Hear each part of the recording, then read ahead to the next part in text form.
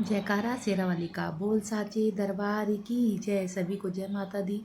श्री दुर्गा सप्तशती पाठ का आज तीसरा अध्याय मैं आप लोग को पढ़ के सुनाऊंगी, तो प्लीज़ आप लोग ध्यान से सुनिए और माता रानी को प्रसन्न करिए। जय माता दी। द्वितीय अध्याय, तीसरा अध्याय।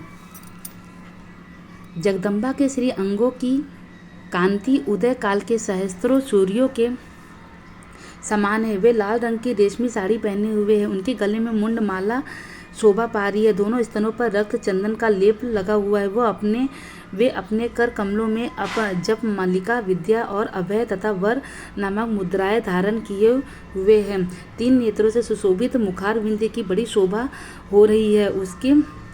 उनके मस्तक पर चंद्रमा के साथ ही रत्न में मुकुट बंधा है तथा वे कमल के आसन पर विराजमान हैं। ऐसी देवी को मैं भक्ति पूर्वक प्रणाम करती हूँ। ऋषि कहते हैं, दैत्यों की सेना को इस प्रकार तहस नहस होने देख महादैत्य सेनापति छिछुर क्रोध में भरकर अंबिका देवी से युद्ध करने के लिए आगे बढ़ा। वह असुर रणभूमि में देवी के ऊपर इस प्रकार बाणों की वर्षा करने लगा जैसे बादल मेरुगिरी के शिखर पर पानी की धार बरसा रहा हो। तब देवी ने अपने बाणों से उसके बाण समूह को अनायास ही काटकर उसके घोड़ों और सारथियों को भी मार डाला। साथ ही उसके धनुष तथा अत्यंत ऊंची ध्वजा को भी तत्काल काट गिराया। धनुष कट जाने पर उसके अंगों को अपने बाणों से बींध डाला। धनुष, रथ, घोड़े और सारथियों के नष्ट हो जाने पर वह आसुल ढाल और तलवार लेकर देवी की ओर दौड़ा। उसने तीखी धार वाली तलवार से सिंह के मस्तक पर चोट करके देवी की भी बाई भुजा में बड़े वेग से प्रहार किया। राजन, देवी की बाह पर पहुंचते ही वह तलवार टूट गई। फिर तुम क्रोध से लाल आंखें करके उस राक्षस ने शूल हाथों में लिया और उस महादैत्य ने भगवती भद्रकाली के ऊपर चलाया। वह शूल आकाश से गिरते हुए सूर्यमंडल की भांति अपने तेज से प्रज्वलित हो उठा। उस शूल को अपनी ओर आते देख देवी ने शूल का प्रहार किया। उससे राक्षस के शूल के सैकड़ों टुकड़े हो गए। साथ ही महादैत्य छिछुर की भी धज्जियां उड़ गई। वह प्राणों से भी हाथ धो बैठा। महिषासुर के सेनापति उस महाक्रमी छिछुर के मारे जाने पर देवताओं को पीड़ा देने वाला चामर हाथी पर चढ़कर आया। उसने भी देवी के ऊपर शक्ति का प्रहार किया, किंतु जगदम्बा ने उसे अपने हुंकार से ही कहा कि ही आहत एवं निष्प्रभ करके तत्काल पृथ्वी पर गिरा दिया। शक्ति टूटकर गिरी हुई देख चामर को बड़ा क्रोध हुआ। अब उसने शूल चलाया, किंतु देवी ने उसे भी अपनी बाणों द्वारा काट डाला। इतने में ही देवी का सिंह उछलकर हाथी के मस्तक पर चढ़ बैठा और दैत्य के साथ खूब जोर लगाकर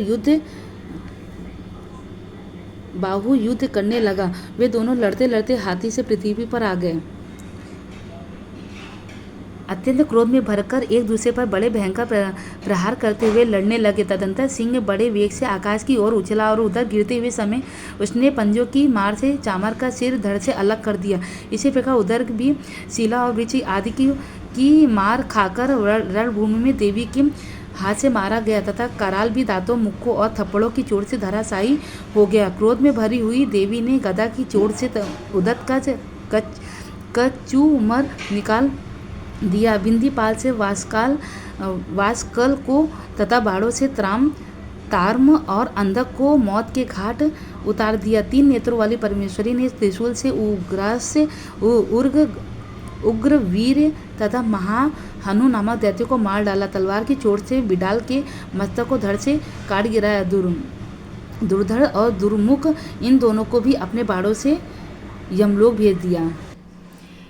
इस प्रकार अपनी सेना का संहार होता हुआ महिषासुर ने वैश्य का रूप धारण करके देवी के गढ़ों को त्रास देना आरंभ किया। किन्हीं को थुथुन से मारकर किन्हीं के ऊपर खुरों का प्रहार करके किन्हीं को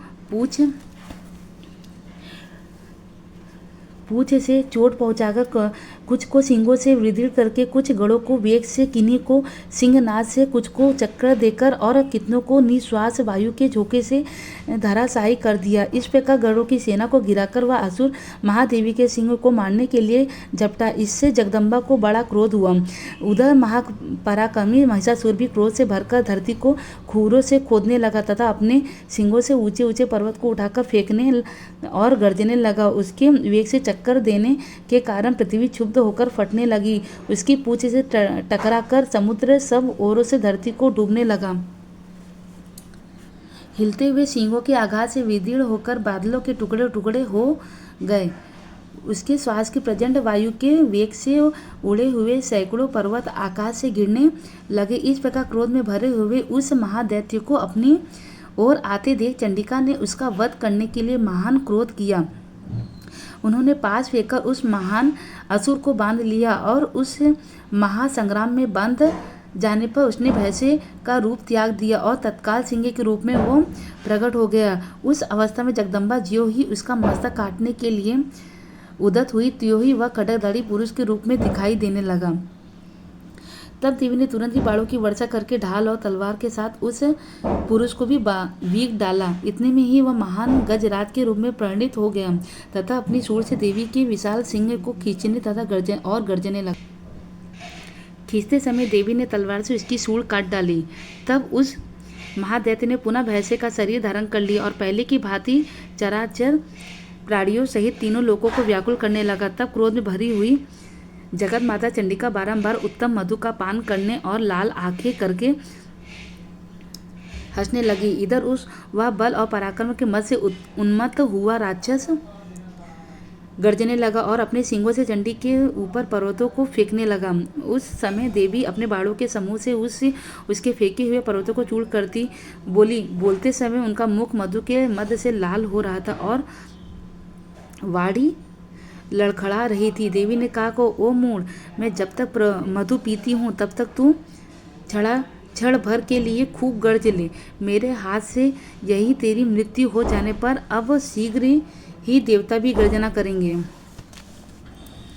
ऋषि कहते हैं यो कहकर देवी उछली और उस महादैत्य के ऊपर चढ़ गई। फिर अपने पैर से उसे दबाकर उन्होंने शूल से उसके कंठ में आघात किया। उनके पैर से दबा होने पर भी महिषासुर अपने मुख से दूसरे रूप में बाहर होने लगा। अभी आधे शरीर से ही बाहर निकलने पाया कि देवी ने अपने प्रभाव से उसे रोक लिया।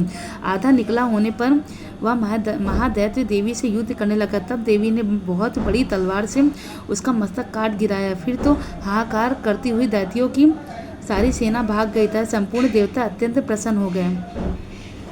देवताओं ने दिव्य महर्षियों के साथ दुर्गा देवी का स्तवन किया और गंधर्वराज गाने लगे तथा अप्सराएं नृत्य करने लगी। इस प्रकार श्री मार्कंडेय पुराण में सर्वाणी मनवंतर की कथा के अंतर्गत देवी महात्म्य में महिषासुर वध नामक तीसरा अध्याय पूर्ण हुआ। बोलो जय माता दी।